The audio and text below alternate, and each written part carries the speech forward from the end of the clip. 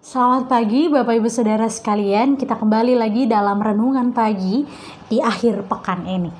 Dan memulai renungan kita pada pagi hari ini, mari bersama kita bersatu di dalam doa, kita berdoa. Bapa yang baik, Bapa yang bertata dalam kerajaan surga, kembali kami datang kepadamu ya Allah. Kami mengucap syukur, berterima kasih atas segala kebaikan dan kemurahan Tuhan dalam kehidupan kami. Dan pada saat ini kami hendak membaca, merenungkan akan kebenaran firman-Mu, berkati setiap kami, agar apa yang boleh kami baca dan renungkan, itu semua dapat kami lakukan dalam setiap langkah kehidupan beriman kami. Bersabdalah Tuhan kepada setiap kami, karena kami anak-anak-Mu sudah sedia untuk mendengarkannya. Dalam Kristus Yesus kami berdoa dan bersyukur. Amin.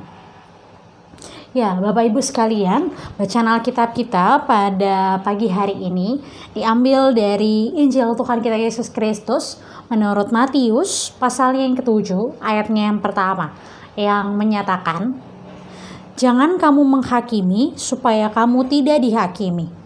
Karena dengan penghakiman yang kamu pakai untuk menghakimi, kamu akan dihakimi dengan ukuran yang kamu pakai untuk mengukur, akan diukur kepadamu.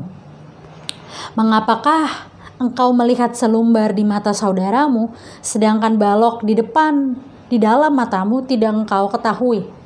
Bagaimanakah engkau dapat berkata kepada saudaramu, biarlah aku mengeluarkan selumbar itu dari matamu, padahal ada balok di dalam matamu? Hai orang munafik, keluarkanlah dahulu balok dari matamu, maka engkau akan melihat dengan jelas untuk mengeluarkan selumbar itu dari mata saudaramu." Demikianlah pembacaan Alkitab. Berbahagialah setiap kita yang membaca, merenungkan dan juga melakukan firman Tuhan dalam setiap langkah kehidupan beriman kita. Haleluya. Ya, Bapak Ibu Saudara sekalian, ada sebuah pepatah peribahasa dalam bahasa Inggris yang mengatakan, "Don't judge the book by its cover." Peribahasa ini sering digunakan untuk mengatakan bahwa berhenti memandang orang dari apa yang kelihatan di luarnya sebelum kita mengetahui hal mendalam dalam dirinya. Jangan hanya melihat buku dari sebuah covernya saja, tetapi lihatlah kedalaman. Begitu juga penampilan orang, begitu juga pengalaman atau kesan pertama dari seseorang itu tidak benar-benar membuktikan siapa orang itu sesungguhnya. Jadi peribahasa ini mau mengajak orang-orang untuk berhenti memandang seseorang dari apa yang dia lihat saja dan menghakimi orang tersebut dari apa yang dilihatnya.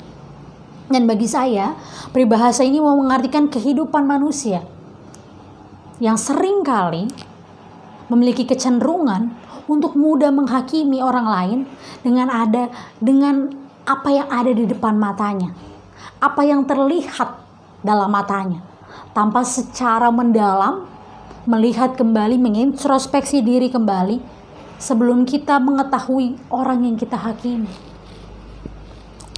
Kecenderungan menghakimi ini semakin merajalela ketika media sosial saat ini secara bebas digunakan.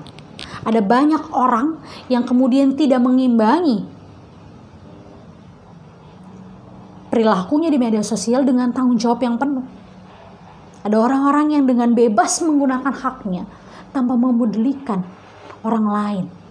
Dia bebas menghakimi, dia bebas menjudge orang lain tanpa peduli bahwa ada perasaan yang harus dia jaga di tengah kebebasan yang dia miliki.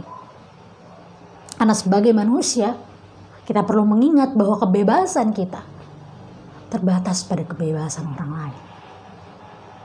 Jadi berhenti untuk menghakimi orang sebelum kita tahu secara mendalam dan sebelum kita juga mengintrospeksi diri kita kembali. Kalau kita mau melihat media sosial kembali, ada begitu banyak hate speech atau kata-kata hujatan, kata-kata kebencian, ujaran-ujaran yang memaki, menyindir. Dan ini menjadi makanan sehari-hari yang diterima oleh public figure atau orang-orang yang banyak berinteraksi melalui media sosial. Hal ini menunjukkan bahwa semakin banyak orang yang terlalu mudah menghakimi, padahal dia tidak benar-benar mengenal orang tersebut. Dia tidak benar-benar tahu apa yang menjadi pergumulannya. Dia tidak benar-benar tahu bahwa ia adalah sesama manusia yang perlu dikasihi, bukan sekedar dihakimi dan dijudge secara perilaku dan tutur katanya. Dan ini menjadi pertanyaan bagi saya.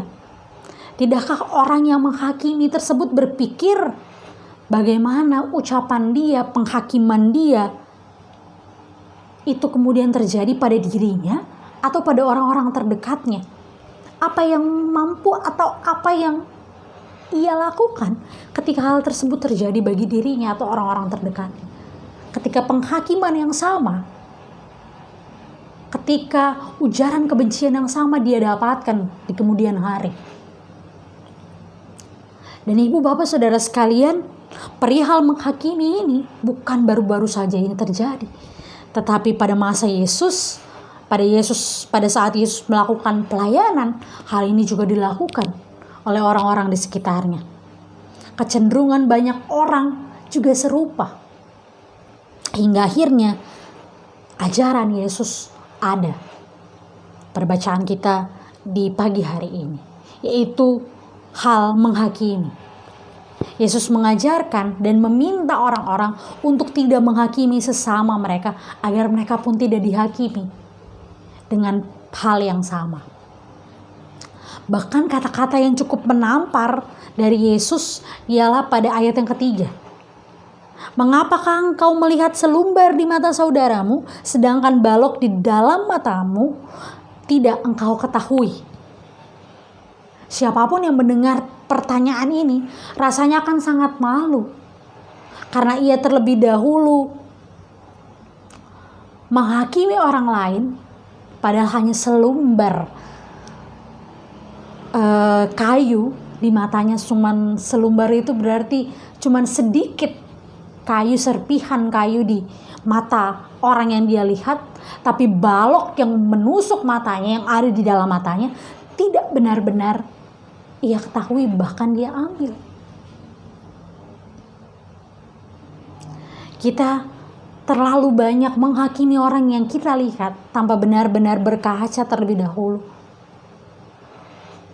Hingga kata-kata yang begitu relevan kita baca di awalan Sabda Bina Umat kita pada pagi hari ini. Bahwa penulis Sabda Bina Umat mengutip kata-kata dari seorang penyanyi, Zain Malik, yang mengatakan sebelum kamu menghakimi orang lain, hakimilah dirimu sendiri. Hal tersebut mau mengatakan bahwa perbaiki dahululah diri kita dengan segala kehidupan kita, dengan segala kesalahan kita, dengan segala apa yang ada pada kita, dan usahakanlah yang terbaik dahulu dari diri kita sebelum kita menilai bahkan menghakimi orang lain. Mari jemaat sekalian, kita diajak pada pagi hari ini, kita diingatkan untuk tidak mudah memberikan penghakiman kepada orang lain jika kita tidak mau mendapatkan penghakiman yang serupa di kemudian hari. Serta usahakanlah yang terbaik dalam diri kita. Maksimalkanlah potensi-potensi yang ada dalam diri kita. Koreksi diri kita.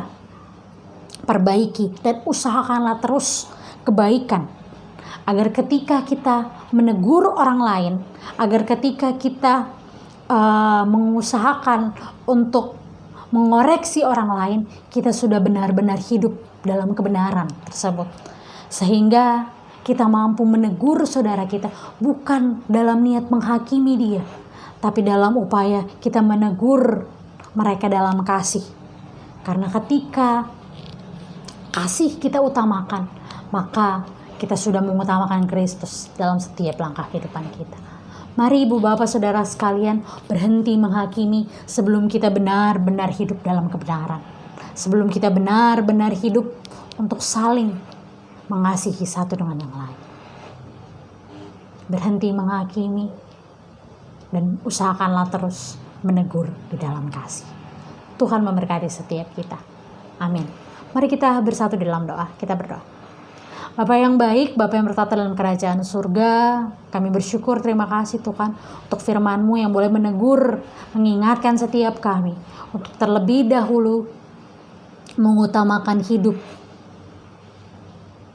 yang lebih baik sebelum kami menegur orang-orang yang ada di sekitar kami. Terima kasih Tuhan untuk firman-Mu. Kiranya firman-Mu ini tidak berlalu begitu saja, namun dapat kami lakukan dalam setiap langkah kehidupan beriman kami. Terima kasih Tuhan, terima kasih Bapa. Berkati aktivitas kami sepanjang hari ini. Tuntun sertai kami selalu. Ini doa kami, ini syukur kami di dalam nama anak-Mu yang terkasih, Tuhan kami Yesus Kristus. Kami telah berdoa dan bersyukur. Amin.